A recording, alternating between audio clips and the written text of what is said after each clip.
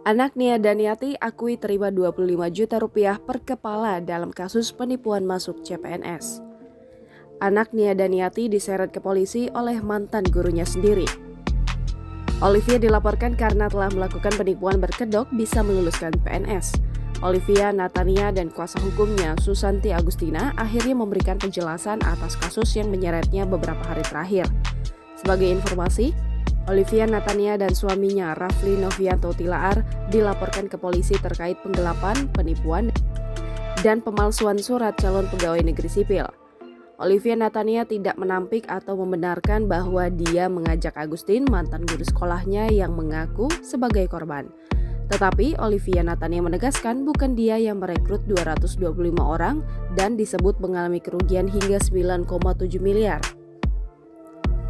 Lebih lanjut, anak penyanyi Nia Daniati itu mengungkapkan uang 25 juta rupiah yang ia terima dari Agustin dan 224 orang lainnya digunakan untuk keperluan pelatihan.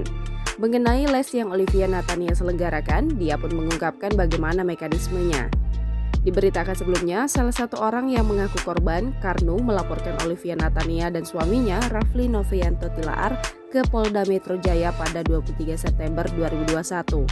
Sementara korban dari kasus tersebut disebut telah mencapai 225 orang dengan kerugian ditaksir 9,7 miliar. Kuasa hukum para korban penipuan CPNS, Odi Hudianto, menilai Olivia Natania dan Rafli Novianto Tilaar melakukan dugaan tindak pidana dengan sangat rapi dan terstruktur. Dalam surat keputusan pengangkatan CPNS yang diterima korban, terdapat nomor induk pegawai, terhitung mulai tanggal, dan penjelasan golongan hingga jabatan. SK tersebut juga memiliki hologram lambang Garuda Indonesia, kop surat Badan Kepegawaian Negara, dan tanda tangan Kepala BKN. Jangan lupa subscribe, share, komen, dan like ya!